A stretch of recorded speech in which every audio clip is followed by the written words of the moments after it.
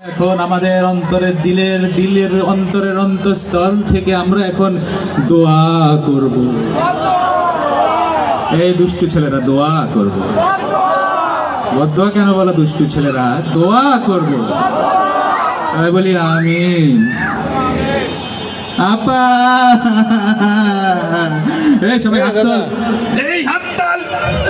আল্লাহ তোমার কাছে বিচার দিলাম। আল্লাহ আমার আপা কেমন আছে আমরা জানি না।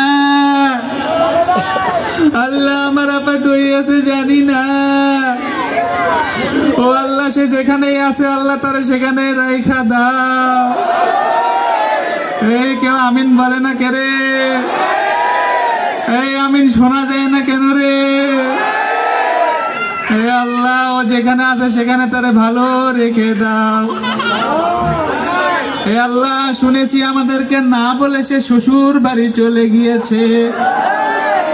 হে আল্লাহ শ্বশুর বাড়িতে জামাইয়ের সাথে জামাই আদরেই ভালো আছে। শুনেছি তার জামাইয়ের নাম নাকি মোদি।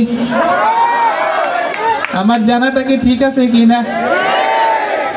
ও আল্লাহ তাকে যেন সে জামাই ভালো মতো রাখে, সে তৌফিক দান করো।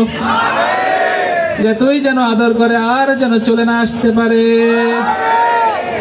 ও আল্লাহ মোদিকে তুমি বুদ্ধি দাও। এই একটা মানুষ নিয়ে 17 বছর আমরা থাকতে পারি নাই, আজীবন কিভাবে মোদি থাকবে? ও আল্লাহ তুমি এই আমিন বলিস না কেন? ও আল্লাহ তার সে সেখান থেকে বলতেছে সে নাকি চট করে ঢুকে যাবে।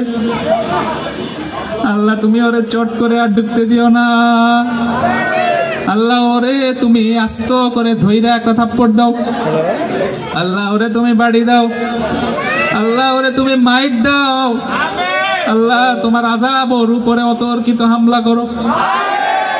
আল্লাহ বদদোয়া করি সবাই আমিন বলে কেন? আল্লাহ এটা কেমন দোয়া রে আল্লাহ? ও আল্লাহ সে নাকি ওই দেশ থেকে বসে ষড়যন্ত্র করতেছে, সে নাকি আমাদের দেশের মধ্যে অরাজকতা তৈরি করবে। এই বেটি তুই তো থাকতেই পারিস না এই দেশে, আমাদের দেশে এসে ঝামেলা করবে আবার। ও আল্লাহ এই স্টুপিডটার মাথায় একটু বুদ্ধি দাও, সে যেন আমাদের উপরে আর উল্টা পাল্টা কথা না বলে সে তৌফিক দাও।